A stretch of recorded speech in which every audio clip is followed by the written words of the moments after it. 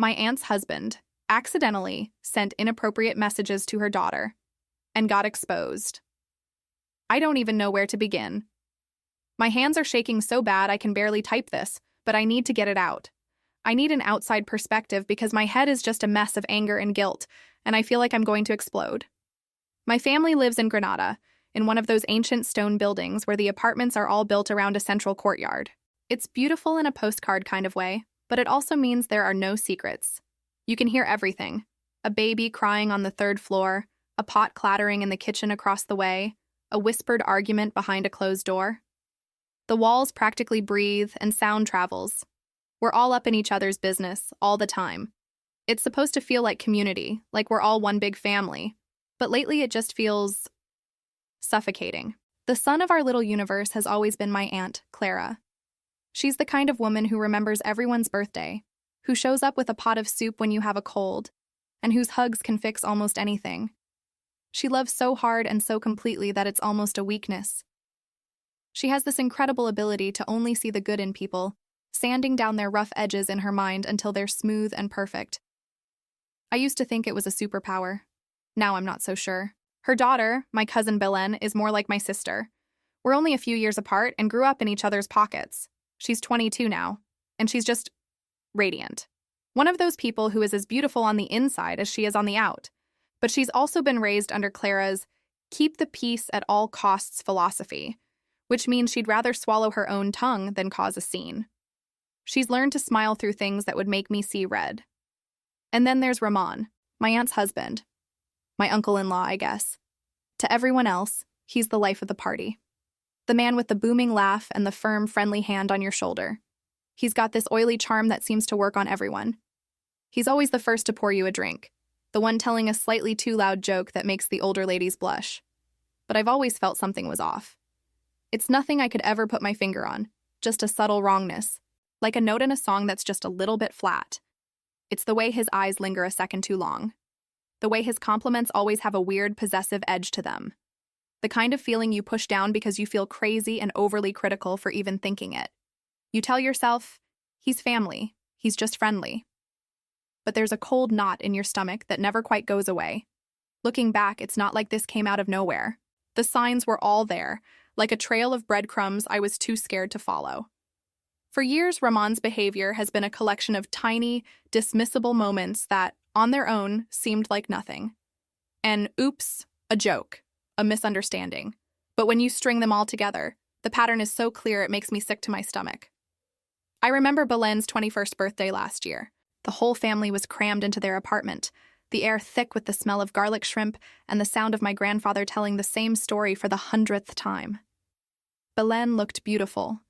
She was wearing this simple, elegant blue dress. Ramon came up behind her, drink in hand, and put his arm around her shoulders. "Look at this one," he boomed, so everyone could hear. "Giving all the boys in Granada a reason to live, eh? Careful with that dress, you might cause a traffic accident." He winked. A few of the older relatives chuckled, but I saw Belen's smile tighten. She tried to shrug his arm off, but he just squeezed her shoulder, pulling her in closer. "What? Can't an uncle be proud of his beautiful niece?" He said it with that big, phony laugh of his, the one that dares you to challenge him, and just like that, Belen's discomfort was erased, and anyone who saw it was now the weird one for thinking anything of it. Then there were his comments, always disguised as uncle-like concern. He'd see a picture of her on social media with a group of friends and say, right at the dinner table, "Belen, who is that boy with the tattoo you're standing next to? You need to be careful. A girl like you attracts the wrong kind of attention." He wasn't saying it to her privately, he was announcing it. It wasn't about her safety. It was about marking his territory, reminding her that she was being watched. My Aunt Clara would just nod along. "He's right, mi amor. Ramon is just looking out for you." And Belen would just shrink a little in her seat, murmuring, "He's just a friend from class." And the subject would be dropped. But the message was sent. The physical accidents were the worst. He'd brush past her in the narrow hallway, his hand landing squarely on the small of her back and just staying there. A second too long. Just long enough for me to notice from across the room, my blood running cold. She would jolt, a barely perceptible motion, and he'd pull away with a breezy, Oops, tight squeeze in here. Or he'd playfully tap her arm to get her attention, but it would be too hard or too close to her side. Each time, my stomach would clench. But what could I say? Hey, you touched her back for 2 seconds instead of 1? I'd sound insane. He was an expert at operating in that gray area of plausible deniability. And Clara, she was the great smoother over. She policed our reactions more than she policed his actions. If Belen or I exchanged a look after one of his jokes, Clara would give us this pleading glance, a silent, don't. Her whole life is built around this man, this marriage. The idea that something might be fundamentally rotten at its core is something she just couldn't face. Her mantra was always, that's just Ramon. He has a big personality. He doesn't mean anything by it. She wasn't just convincing us. She was desperately trying to convince herself. And for a long time we let her. Because keeping the peace felt easier than starting a war we weren't sure we could win. Silence was our family's currency, and we were all rich in it. Last night, the peace we'd paid for with our silence finally shattered. It was 1:30 a.m. I was reading in bed when I heard a soft, hesitant knock on my door. It was Belen. The hallway light behind her cast her in silhouette, but I could see her face was chalk white and her hands were trembling. She was clutching her phone so tightly her knuckles were white. She didn't say anything, just walked in and handed it to me. My heart started pounding before I even read the first message. They were from him. From Ramon. 3 nights in a row. The first one from Tuesday read, saw you on the balcony earlier. That white top looks amazing on you. It was followed by a winking selfie of him, shirtless in his bed, the bedside lamp casting greasy shadows on his face. My stomach twisted. The next, from Wednesday. You have your mother's smile but your legs. Those are all you. And then last night's, the one that made me feel like I was going to throw up. Just our little joke, right? No need to tell your mom, she worries too much. This is just between us adults. The timestamp on every single one was the same. 1:14 a.m. The precision of it was chilling.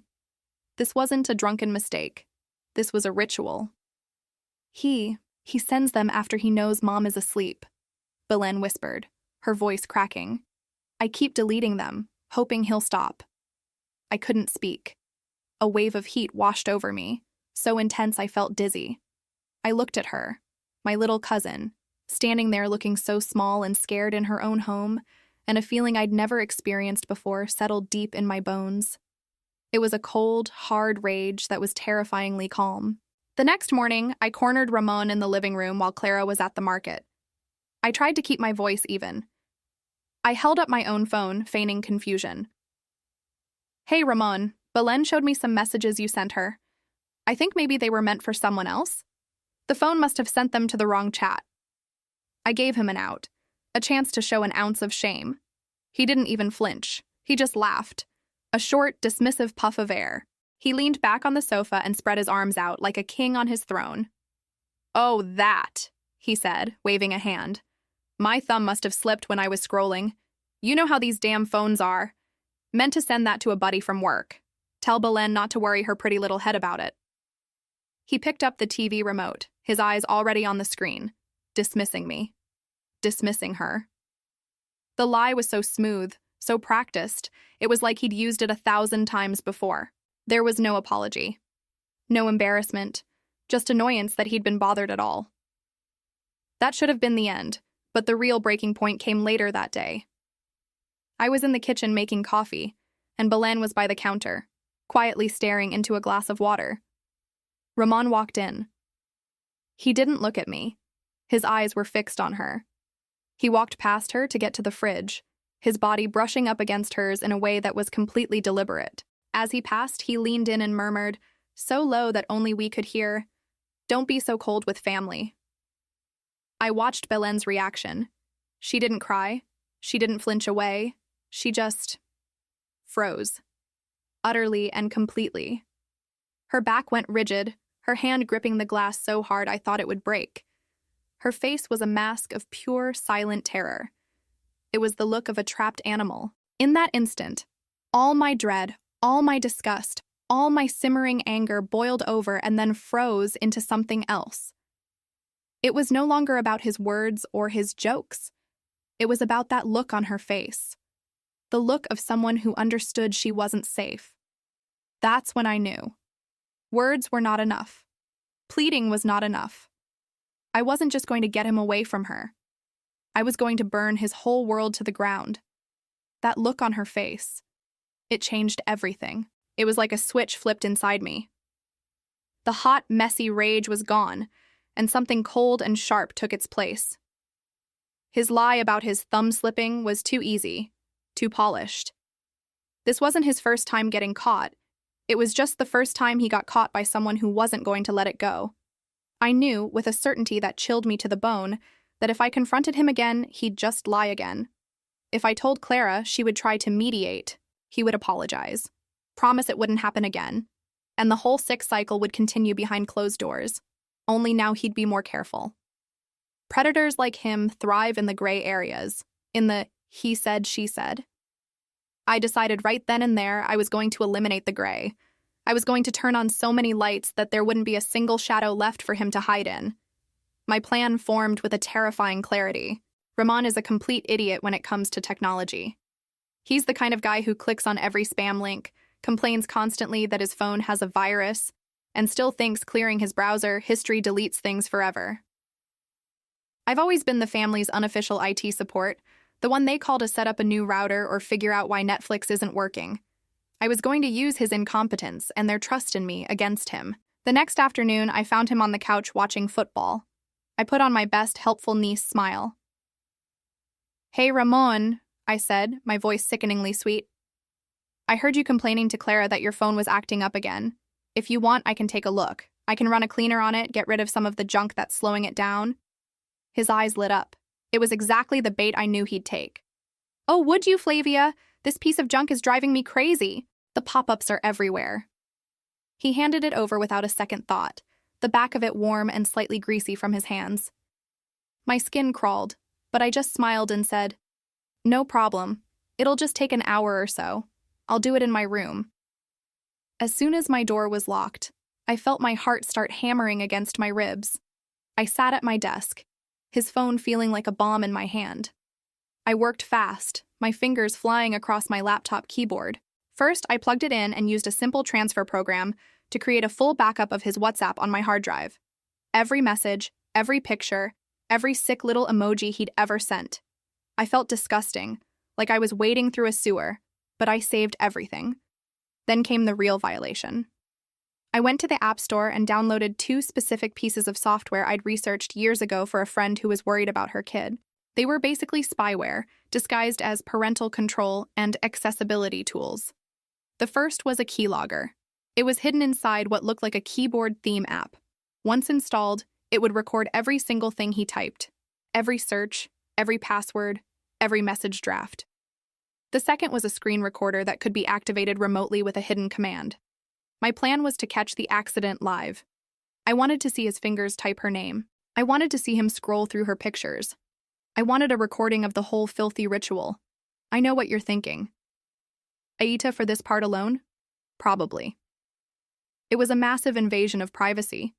It felt illegal, and it probably was. But as I installed the apps and carefully hid their icons in a folder full of junk he'd never open, all I could see was Belane's face in the kitchen. That dead, terrified look in her eyes. The way she froze instead of fighting. My guilt was nothing compared to my need to protect her. He had made our home, her home, feel unsafe. He had forfeited his right to privacy the moment he started terrorizing a 22-year-old girl in the dead of night. After an hour, I deleted the App Store history, cleared all the caches, and took the phone back to him. "All done," I said, forcing another smile. "Should run a lot faster now." He grunted a thank you, his eyes never leaving the TV. He had no idea he'd just handed me the keys to his entire secret life. I went back to my room, my whole body humming with a terrible, anxious energy. The trap was set. Now, all I had to do was wait for the rat to walk into it. I didn't have to wait long. For 2 nights, I sat in my room, the monitoring software open on my laptop, my stomach in knots. And then, on Saturday night, it happened. At 1:14 a.m., exactly as Belen said, my screen lit up with a live feed of his phone. I watched. My breath caught in my throat as his thick thumb typed BELEN into his Instagram search bar. I saw him scroll through her stories, pausing, zooming in. Then he switched to his photo gallery. He had a hidden album, locked with a passcode he'd typed so many times the keylogger picked it up instantly. It was full of screenshots, dozens of them, cropped pictures of her from group photos, a close-up of her smiling on the beach, another of her laughing at a family dinner. My blood ran cold. Then I checked the data from the keylogger. He had a draft in his notes app titled B. It was a list of sickening compliments and jokes he was clearly workshopping. The feeling wasn't triumph. It was a profound, nauseating certainty. I had him. I had all of him. Sunday lunch is a sacred tradition in our family. The whole clan gathers at Clara and Ramon's apartment. The air fills with the smell of roasting chicken and saffron, the sound of my grandfather arguing about politics, and the clinking of glasses. Yesterday was no different. Ramon was in top form, holding court at the head of the table, laughing his booming laugh, patting my uncle on the back. He even winked at Belen and told her she should eat more, a comment that made my hands clench into fists under the table. I watched him, this monster playing the part of the perfect family man, and I felt nothing but ice in my veins. I didn't eat. I couldn't. I just waited for the right moment. After the main course, as everyone was leaning back, groaning about how full they were, I stood up. I put together a little family slideshow, I announced, my voice sounding strangely calm and distant to my own ears. Some old pictures I found. Everyone murmured their approval. Clara smiled at me, a warm, genuine smile that almost broke my heart. I picked up the remote for the smart TV in the living room, my thumb hovering over the AirPlay button. My heart was a frantic drum against my ribs. I looked at Belen, who was watching me with wide, terrified eyes. I gave her the smallest, almost imperceptible nod. Then I pressed the button. The TV flickered to life, and the room fell silent. But it wasn't a slideshow of old family photos. The first thing that filled the 55-inch screen was the screen recording from the night before. Crystal clear. We all watched Ramon's phone screen as his thumb typed out my cousin's name. We watched him stalk her social media. Then came the screenshots of his hidden photo album. A collective gasp went through the room. Next, I displayed the unsent drafts from his notes app, the sick little list titled B. Then came the WhatsApp messages Belen had shown me, with their 1:14 a.m. timestamps glowing like poison. For the finale, I put up a single, massive screenshot of his pathetic excuse. My thumb must have slipped. I didn't say a single word. I let the evidence, my digital receipts, speak for me. The silence that followed was the loudest thing I have ever heard. It was absolute, heavy, and suffocating. Then I watched the color drain from my Aunt Clara's face. She looked like she had been turned to stone. She didn't look at him. She didn't scream or cry. Her eyes found Belen's across the table. Her voice, when it came, was terrifyingly quiet and clear. Mi amor, she said, her gaze locked on her daughter. Do you want the police or just a lawyer first? That's what broke the spell. Ramon started sputtering, his face turning a blotchy red. What is this? This is fake. Flavia, you crazy bitch, you faked this. He tried to stand, knocking his chair over, but no one was looking at him anymore. My uncle, Clara's brother, was already on his feet, his face a mask of thunder. Ramon panicked. He grabbed his jacket from the back of his chair and made a run for the door, but when he yanked it open, he didn't find freedom. My other uncle and the building president, a man whose daughter is Belen's age, were standing on the landing, blocking his path. I had called them that morning. They'd already helped us file an official harassment report online. The trap wasn't just on the screen. It was the whole building. They escorted him out. We could hear him shouting all the way down the stairs. No one said anything. Clara just walked over to Belen and wrapped her arms around her, and my cousin finally broke down, sobbing into her mother's shoulder. That afternoon, while the rest of the family quietly packed his things into black bin bags, a locksmith came and changed the locks on the front door. The final metallic click of the new bolt sliding into place was the end of it. The adrenaline from yesterday is gone now. It's been replaced by this deep, hollow exhaustion that makes my bones feel like lead. The house is so quiet. It's a heavy, unnatural silence, punctuated by the occasional sound of my Aunt Clara weeping softly in her bedroom. His things are gone, stuffed into black bags and left by the curb like the trash he is. His empty chair at the head of the table is a gaping hole in our universe. The immediate threat is gone, but I feel like I'm standing in the smoking crater of a bomb I set off myself, and I can't stop replaying the moments leading up to it. The truth is, they begged me not to do this. Not in this way. On Saturday morning, after I'd had his phone for a few hours, Clara came to my room. She must have seen the look on my face, the rigid set of my jaw. She closed the door and her voice was a desperate whisper. "Flavia, what are you doing? I know you. You're planning something. Please, mi amor, don't go digging. Just let it be." Her eyes were pleading, filled with a terror that I now understand completely. She wasn't scared of him. She was scared of the truth.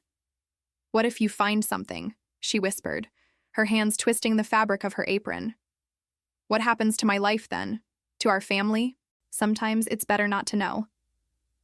I just told her I was cleaning up his phone, but she knew I was lying. She was begging me to let her keep her head in the sand because the reality was too monstrous to face. And I ignored her. Even Belen was terrified of my plan. I told her I was going to get proof, and her first reaction wasn't relief. It was panic. We were sitting on my bed, and she was hugging a pillow to her chest like a shield. "But what if you're wrong?" she asked, her voice trembling. "What if it really was an accident, and I'm just overreacting? If you do something and it turns out to be nothing, he'll never let me forget it. He'll make my life a living hell, and Mom will be on his side. He'll make me look like a crazy, dramatic little girl." She was so conditioned to doubt herself, to believe she was the one misinterpreting things. He had done that to her. The family dynamic had done that to her. She was more afraid of the social fallout than the actual threat. She was afraid of the bomb, too. But I knew I wasn't wrong. I knew that gut feeling I'd had for years wasn't just me being overly critical. And seeing that raw data on my laptop, his secret little rituals, it just confirmed it. So I made a choice. I decided their fear of the explosion was less important than the certainty of the fire that was already burning down our house from the inside. I didn't trust Clara to act. I didn't trust our family to do anything but what we've always done: smooth it over, keep the peace, and sacrifice Belen's safety on the altar of family harmony. So I bypassed all of them.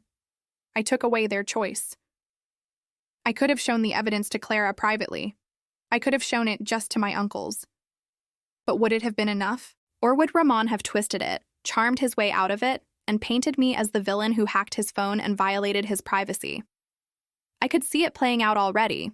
The tearful apology, the promises to do better, the family meetings where I would be told to forgive and forget.